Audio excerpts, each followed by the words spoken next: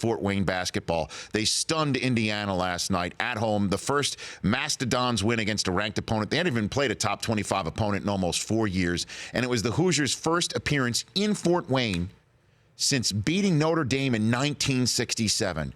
So it has been almost a half century since Indiana went to Fort Wayne to play a basketball game. And after it was all said and done, we played the soundbite for you in the last hour. The head coach of Fort Wayne basketball, Jon Coffman, speaking to Big Ten Network cameras, thanked Tom Crean for coming and making it even a possibility for Fort Wayne to beat Indiana on its home floor. And I wanted to reach out to the coach and have him on. Jon Coffman joining me here on the Rich Eisen Show. How are you, Coach? I'm great today, Rich. Thanks for having me on. No, you bet. I thought that was awesome what you said about, because I mean, so many coaches might, pound the chest a little bit. You should pound your chest a little bit. That was a big win for you guys. You won that game by trailing for only 90 seconds in the game. It was a well-deserved win, but you focused on Tom Crean. Why did you do that, Coach? Well, as much about Coach Crean as it is about how we operate in our program is that, there's a right way to win and lose a game. And I think there's an invaluable lesson to our players on doing the right thing all the time.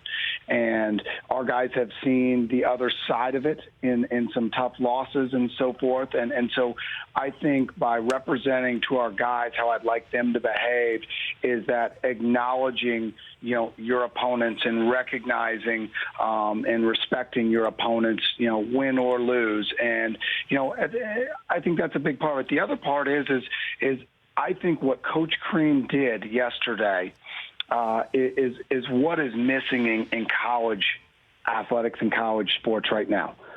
Because, the money has gotten so big that teams can't afford to go do that. So I understand that. And maybe it won't happen, and it rarely will happen because of the money part of it.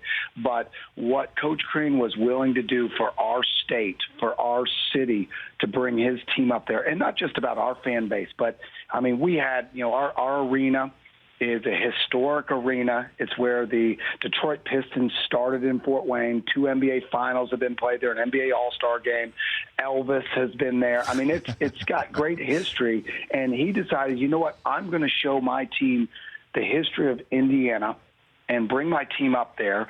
We seat 13,000 or 12,000, and there were 9,000 IU people there, and I'm fine with that. And a lot of our boosters and donors and fans, they're IU grads, they're IU fans, and whether they were wearing, I hope they were wearing blue, but I bet someone wearing red. But it's great for those people to get to see them against their hometown team, to come up here on the road. And for mid-major basketball, you see it a little bit in the neutral site games, but it's not the same.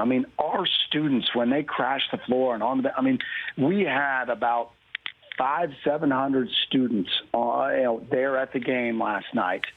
They were the only ones who could get tickets. The game sold out in 45 minutes. So those students, what an experience for them, and what an environment for everybody to play on. And ultimately, I think it's going to really help Indiana. It is. When you get to play in that environment, go on the road, a lot of, high major teams, they don't even play road games until they get into league play. And to have that sort of environment on the road is really good. But I have so much respect for what he did. And after the game, my father-in-law came and grabbed me to make sure that I recognized. This is after I'd already done my Big Ten interview. And he's a Big Ten football official, and he gets refereeing, he gets sports, and he said, John, I just want you to know what Coach Crean did after the game. I went down the line and I shook everybody's hand, shook their players' hands. And, unfortunately, my players charged the floor. And we had a coaching opportunity to talk about that because it's hard to pull that passion away from your team. But I believe that we should have just shaken hands like we should. And then you have some enthusiasm. It's hard to pull back from that.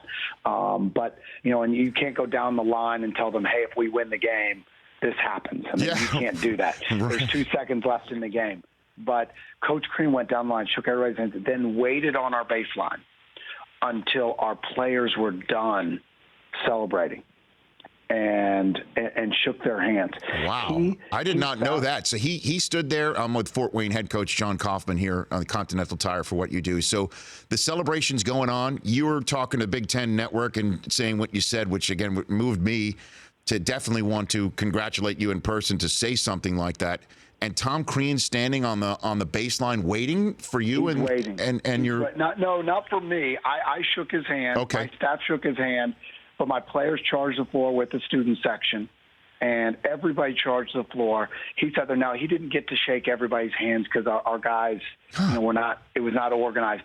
And then he found my wife in the stands, and went up and hugged her, and said, "This is a special moment for your family. Enjoy this moment." And, I have great respect for Coach Crean. I sit with him on the road, but he doesn't know my wife.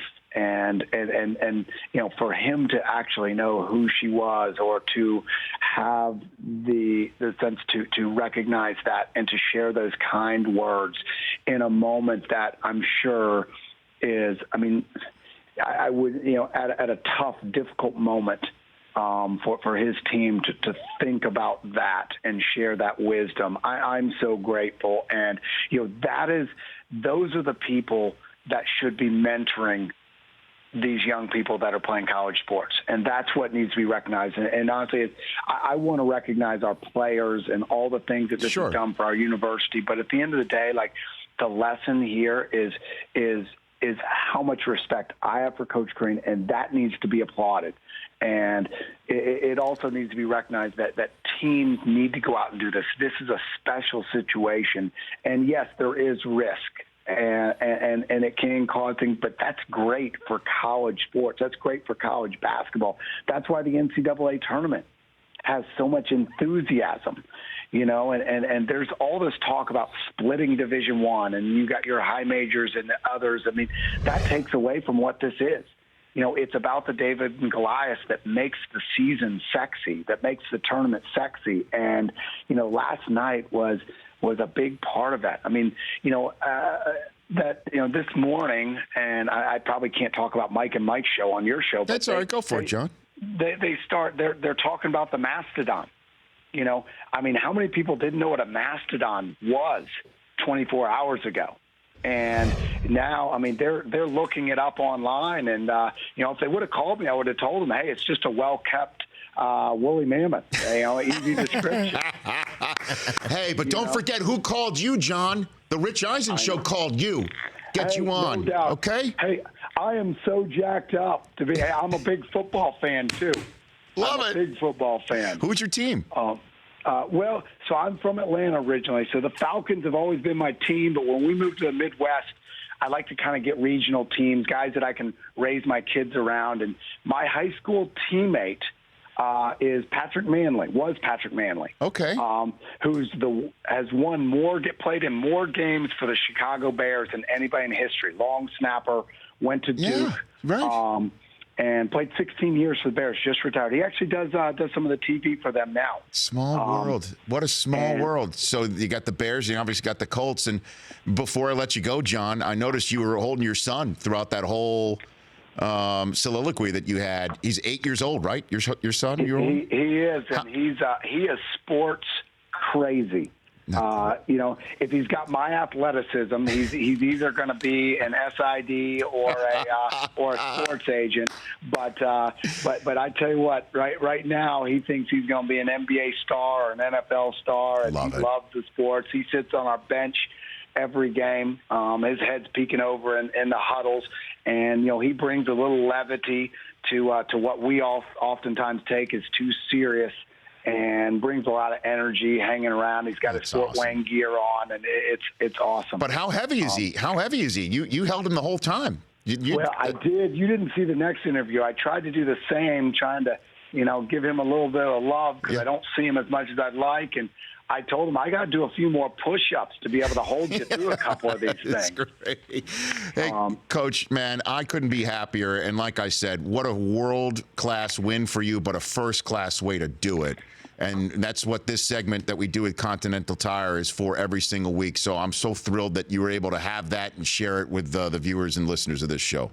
Well, and I'll say we won the game before it ever started. What it's done for our university and for our city is absolutely phenomenal. And you'll probably see this video. It's the most watched video on the internet right now. It is one of our student managers. Yeah, what was he drinking bleach, John? Was he drinking bleach?